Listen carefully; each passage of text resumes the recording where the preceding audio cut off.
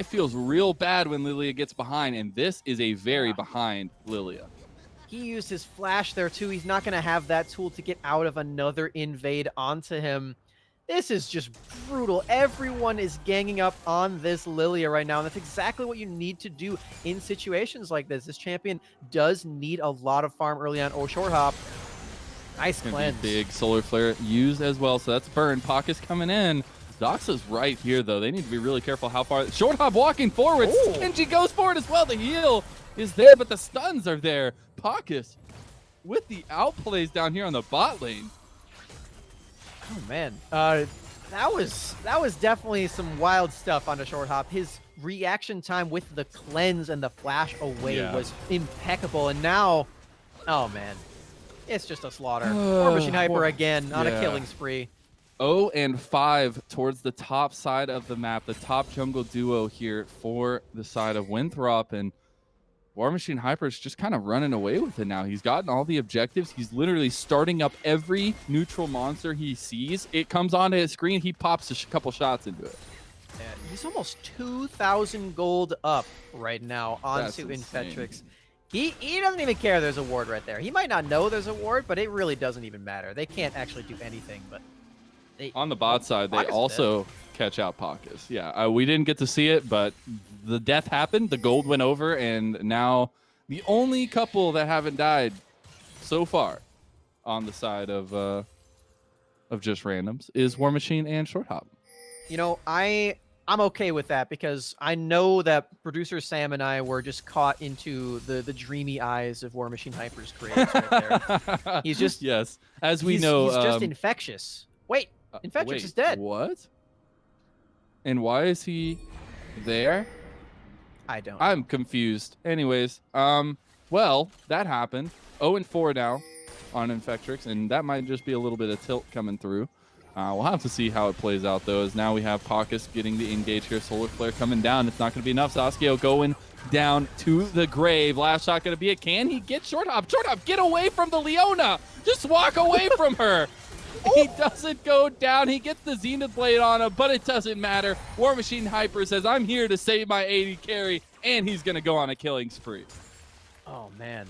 Okay, so this is a lot to take in. Firstly, Infetrix, I don't know what was going on there. He's supposed to be the dreamy one with his lilting lullaby, but instead it's War Machine Hyper on the Graves who's the one that's dreamy. He's putting people to sleep with a shotgun. That's impressive. That's impressive. Again, you can't blame producer Sam and I for just getting lost in his eyes. Again, you can't.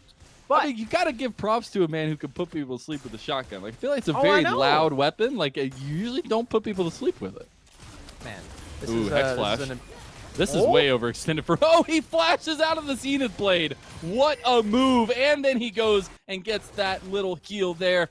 Kenji really wants it. He's going right into Short Hop, though. One more hit's going to do it. Look at these pop shots coming. Oh, he canceled the auto attack there. It's okay, though. Gets one more shot. War Machine Hyper gets out, and that was a lot used there. Meanwhile, Doxa had to burn his Ignite and Flash in mid lane. Now taking the fight in Captain Shrimp. Captain Shrimp's taking a 2v1. He's got the burn, and that is it. I'm calling it here, Smacks. This is all just Random's game. It really is, and even though Pockets got solo killed again by Doxa, he's just way too far again. They're still going. Kenji getting caught here, thinking his jungle is safe. Oh my god, Infectrix? Infectrix didn't even get... He got two-tapped by Captain Shrimps. And are we sure that Captain Shrimps isn't the one with the shotgun? Because that was just so quick. I mean, we have a bevy. We have a bevy of War Machine type weapons here. Speaking of War Machine Hyper, we have a shotgun, we've got a flamethrower, we've got a giant sniper rifle. Like, we've got everything you could ask for, and Saskia is going to be on the brunt of all three, as there's a lot of damage coming down, but that is going to be all she wrote for Saskia as they take this bot side tower as well, and they are just running rampant here in this game. They're just killing everyone so fast. You can't get the curtain call shots down. You can't get the Malphite teleport down. Everyone's just already dead. Now they're going to start up on this Dragon to 15-3. That's more kills than minutes for the side of just Randoms, Lennon. They are just playing with their food at this point. 5 kills on both Graves and Rumble. War Machine Hyper It's starting to feel like this series is a little bit more jungle diff than top diff, as he is winning both sides of this jungle matchup so handedly, taking all of the neutral objectives on the map too. Oh no. Oh, he used the charge to get out of the Tempered Fate. Hey, Baragi, nice. I give you that one. I love that outplay right there. Maybe it's an outplay. I don't know. Hey, Baragi, still getting taken down. He's getting traded on by a Bard right now. Yeah, what's he gonna do? There's just some meep skin thrown into him. He already used charge. He's like, okay, I guess I get hit for this. That's okay. I'm gonna back away now. I already know what happens if I don't. I watched game number 1 from the gray screen. I'm gonna get out of here. And yeah, it's definitely wise of him to do so. They're down 9,000 golds, and it's spread across every single member. We were talking about in game number 1 how there are champions that are just very resource hungry across the entire team. It doesn't even matter if you're this far ahead in every role right here. And we might end up seeing an attempt at a desperation play. Here it comes. Flash from Kenji, the huge equalizer across the back, but they get a kill. 900 gold into Dox's pocket, but is Sasuke caught here by Pacas? He doesn't go down. That's going to be the Swirl Seed coming in. War Machine Hyper with that Armageddon cannon in his hand is waiting to get some kills here. He's got the Edge of Night. He's got the damage. Oh, what? Oh, no. Sasuke, you weren't even expecting it. He was like, I'm going to go help my support. Pop! There goes your head. Oh, are we sure that's a shotgun? I've said this so many times. It's got the sniper rifle range and accuracy. War Machine Hyper. Oh, my word. Oh, that feels so bad for Sasuke. Oh, I do too. He was just trying to recall. He has flash. Shot from a mile away. So I hate to harp on summoner spells, Smacks. I hate it. But Sasuke has had his summoner spells when he's died so many times. And there comes a point where you just have to use them, right? Like, you just have to use them. We're going to see an engage here. This is a 2v3, and they're still going to win it. Look at this. War Machine Hyper is insane. One more shot, 2 more shots. Can he get the kills? The stun up beautifully done. Look at the pops. Oh, my God. I don't even know what to say anymore. This is a SmackDown. Are we sponsored by WWE or what? We've got to be at this point. Pacas landing 2 double stuns in a row right there. You are not getting out of that one, and that's another set of kills for War Machine Hyper. He's got an entire QSS. You're not even going to be able to kill him with the crowd control, and now this Jace. He got the bait. He got the bait on short hop. His whole team is here, though. That's the unstoppable force. Pacas cleans up the kill. And yes, Infectrix. Oh no! Why? Just why? He's down 5 this game, levels. Yeah. Well, and he also just walked into where they are all at. Like, you literally just saw Jace die there. This is the biggest amount of jungle experience Hyper. gap I've ever seen. He's still just going. Walking into the enemies. He doesn't even care about their families or their friends or anything. He doesn't care about anything of that. He gets another kill. Hey, Baragi getting taken out now. He gets Scarl popped. The stun coming through. The equalizer. One more shot is not going to do it. Oh, the Arcane combo was so close. He lived, though. He got away with a sliver of health as him and Sasuke have to run away. Sasuke did use that, like, Infectress hasn't played the game. He literally just hasn't played the game. TP now coming in. Hey, Baragi, they might have found short hop here. This is going to be big as the cleanse is used, but the damage is down, and that is all she wrote. They go up to 5 kills now and get their first on the enemy ADC. Oh, man. And we saw it for a split second there, but Infectrix has... He's down 6,000 gold. He has mobility boots on Lilia. He's 0-8. There's nothing you can do. They don't even want to take this fight. Hey, they waited until he backed, and now they're fighting. Oh, my goodness. This is just going all in favor here. But they might have overstepped. They don't have their carry. They don't have War Machine. Oh, that was nice. Tim, you beauty, my dude. Double stun coming in. Infectress is the only one alive. He's just going to go down. He emotes because he knows.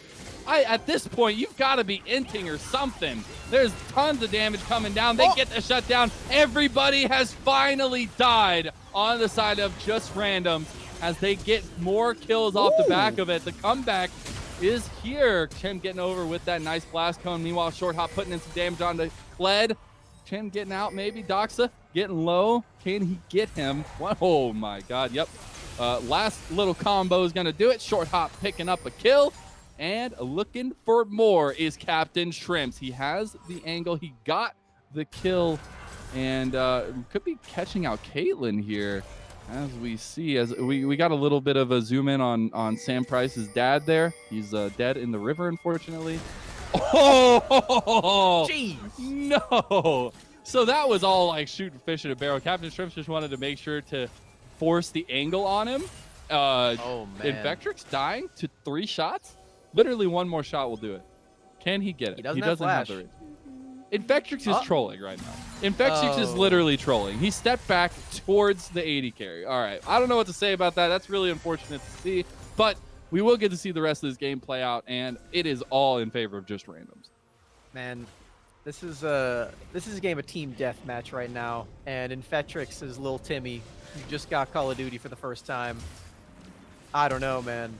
You gotta hand the controller off to your older I don't brother. like to see that last play. I was fine with everything up until now, but to see him step back, intentionally going back to get shot by short hop, like I know you're 0-10 or 0-9 at that point. Like I know you're not worth that much, but come on, man. That's just giving up kills for no reason. Now hey, Viragi's going in. Ace in the hole coming through. A 5-man solar flare? 4-man, sorry. The biggest play of the game from Kenji. I like it. They didn't get anything for it though. They did not. They got a lot of damage, though. They did get the acceleration gate shock blast onto all 4 members. So that was a lot of damage. That'll increase the stats. At least. Oh. All right. Well, I think there's going to definitely be some talking after this series here. No doubt for the side of Winthrop. But it is sad to see on a stage like this, but we are going to see the victors push forward into the base here. I've actually never seen that happen before on a cast of mine, but it's interesting. War Machine hyper flash it forward. He could still go down. Yeah. Doxa popping up kill. Meanwhile, your jungle's inting. I'm carrying the game over here. Doxa's flexing around these muscles. I like it. Yeah, I do too. No.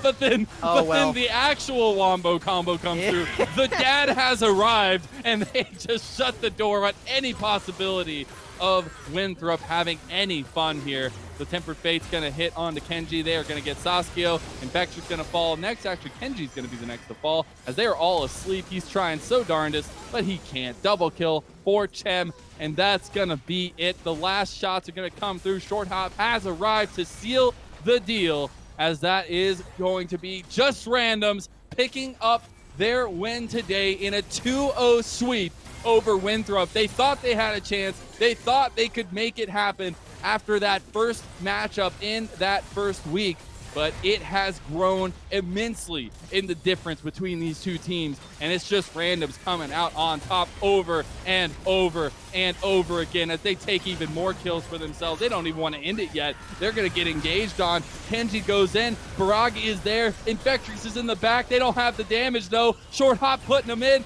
2 shots going to do it. The equalizer coming in, and that is it. The last kills across. They want to get those KDAs in, and that is just randoms picking up another win. Whew. All right, Lennon, I'll let you take a breather after that one because that was a lot of fighting. Okay, without looking, don't look right now, Lennon. How long do you think that game was? I'd say at least 20 minutes, or like under 20 minutes for sure. Oh, it was 22. It felt way longer than 22, though. They had 36 My goodness. kills. What? That was gross. 36 kills, Smacks. That's insanity. Man, 0-13 on the Lilia. I thought that that game 1, the Lilia versus Graves, I felt like it was a close matchup. Yes, they were focusing different sides of the map, but it was close when they were fighting. This was not close at all. I mean, this War Machine Hyper carried this to victory. Lennon, I got big news for you. Malphite had the most damage in the game. That's the big brain analytics right there that you'll get from Sam Specs Hyde, I'll tell you. Malphite's so broken in that game. That's Man, so ridiculous. That Look was at the damage quite from the showing. Look at the damage from the Jace, though. I like it. And you got to see shining moments for it, but you can't win when you don't have a jungler. And I'm sorry. Yeah. And I've never been this critical, but when that happens on the screen, like that's that there needs to be something to happen. Like, you can't just let that go. You have an even matchup in the beginning. Yes, you lost a couple kills early to the Graves, but there's still a chance. You still have winning possibilities, and it just feels bad to go out like that when they were so close to being able to take a game. Yeah, definitely sad to see there, Lennon, but a lot of props to War Machine Hyper in that one. That guy was insane in this in both of these games, just popping up left and right with the snipe on that last shot. And whew. I mean, honestly, the duo of Chim and War Machine Hyper, I'm so scared for whoever faces them. Like, they are so dirty. But to get some actual big brain analysis on the games, we're going to send it over to the analyst desks here to break it down for us. So thank you all so much for tuning in. It has been Mazel, it has been Smacks, and we'll see you next time on Summoner's Rift.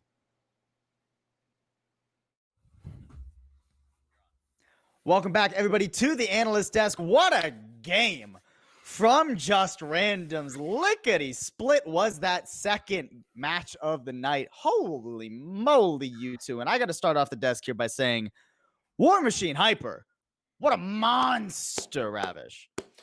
Just an absolute mad lab, Paul. This man was more across the map as if he had Nocturne ult zooming him cross back and forth. And he doesn't even need paranoia to do it, but he did strike fear into the hearts of Winthrop, I think they actually made a film about this. I don't know if you guys heard about it. It's called Around the World in 80 Days, but in this case, it is Around the Map in 8 Ganks. I don't know if you guys have heard of it. I heard it's a classic, though. Great, absolutely fantastic movie. And with this, I believe the Star Graves, what he does is that he's able to both one farm, get off really clean ults, and get all of his lanes ahead so seamlessly that by 12 minutes, like, it was, dare I say, the game was over. Yeah, I mean, personally, I prefer the original animated version of the film rather than this new live action, because this was gritty and bloody. Wait, there's an animated version? Animated. Around the World in 80 Days anime? Anyways, staying on topic, because Just Randoms, I mean, yeah, we got to give War Machine Hyper props. He was all over the map, ganking every lane, getting ridiculous leads, but very few of the actual laners had any problems whatsoever. We knew the Malphite was going to be doing pretty well going into this game just because of the compositions, but we thought that was going to be way later. We thought that was going to be mid-game. Oh, team fights. They've got nasty engage. They've got good armor against an AD comp, but we didn't get to that. It was over. Just Randoms were insane, Jack. God, like, just across the map, they were taking fatty dubs. Like, at the end of game 1, we're like, yeah, you know what? Winthrop, they were showing a lot of promise, just fix up these small issues, and then all of a sudden it just all falls apart. And God, I do think it did start with that draft. Like, when you draft those 3 physical laners, your 3 primary carries, you already have that Lily and the jungle. You're just kind of asking for that big Risen cosplay, the Malphite Mountain being locked in. Like, it didn't even have to be a top lane Malphite, I feel. You could have had a Malphite support, and all you needed was tab ice, armor items, and you would have been set to go. Yeah, no kidding. Wow, man. Yeah, it's like, look, I told you I was excited about the draft and, like, excited about the pick before in game. I didn't expect to be so taken back. It's like, I was looking forward to, like, Malphite ulting in 4 people, trades back and forth, Jhin getting ultimate, maybe being useful. Not that, though. What? Wow. Hey, Jhin was useful. That's true. That is very true. Most of Just Randoms ended up being pretty dang useful, all things considered. But I do have to give credit where it is due to Winthrop. Yeah, there was some wacky stuff. There were some odd decisions, especially from Infectrix in the jungle. But all in all, I do have to give credit to Winthrop, right? Because even in both in game 1 and game 2, right? Even in extreme deficits, Ravish, they still tried to make things happen. They had plays around the map where it looked like they hadn't given up. Exactly. So it's like they still genuinely tried to get any sort of shutdown they could by going in as a team and collapsing on carries. Game number 1, we saw it on Chim on the top side. Game number 2, we saw it on the Rumble down in the mid side. And it was yet again the mid laner, right? For Winthrop previously, it's like consistently trying to do Doxa, whatever like just any sort of advantage he could get, snowball, whatever, because you saw the Jace hits and the Jace hits hard. And with that advantage coming in, it's like he tried to get some picks, like create a much more than even team fight, follow up where we could. But by the time that all happened, it just simply wasn't enough. But still, my hat's off to them. You're not wearing a hat, buddy.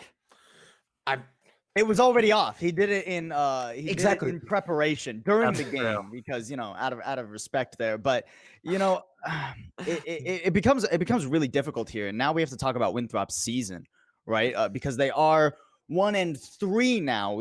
The what they have to do going forward is, yes, they have to win out from here, right? They have to go 3-3. But not only that, if they want to make playoffs, as a reminder, the top 2 teams from each group go to playoffs. So now they have to win out. They have to beat Dark Allegiance and Team Fish Tacos. I almost said Team Fight Tactics because they're initials of TFT. They have to beat both those teams and then hope that Dark Allegiance struggles additionally, and they can maybe get that tiebreaker at the end of the season, Jack.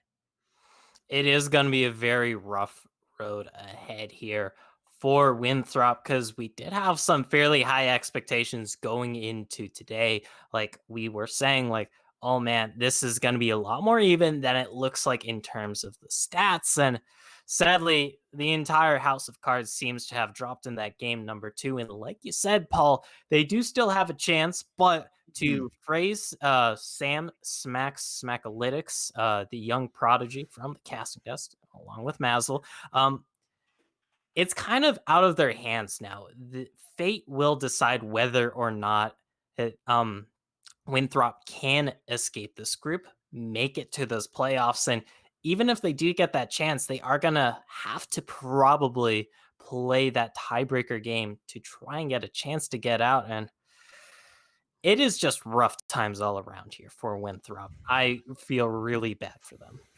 Rough times for Winthrop, but great times for Just Randoms as they'll go 4-0 and guarantee themselves a spot in the fall 2020 playoffs here at the Risen Esports Championship League. They'll still have to play out the rest of their games, see if they're first or second seed coming out of this group. But we're going to be right back, folks. We are not quite done yet. We're going to have an interview with a member of the victorious team of Just Randoms in just a moment, so make sure you stick around. We'll be right back.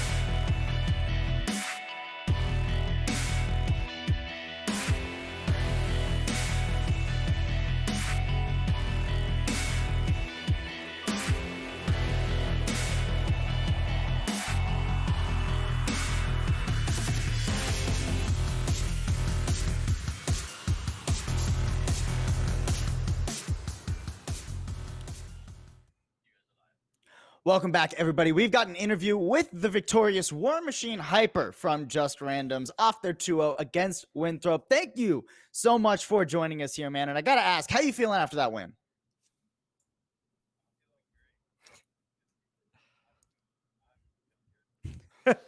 Fair enough. I'd hope you'd feel a little good after a dub. I mean, you guys do lock playoffs with this win, right? So, I mean, at the very least, that's got to feel pretty good. Well, now you know, so. Just keeping it chill. Ravish. Now, Hyper, I was going to go ahead and ask you real quick questions. Wanted to go ahead and get your thoughts on the game number 2, because we were talking about it before. It felt as though you were pretty much all over the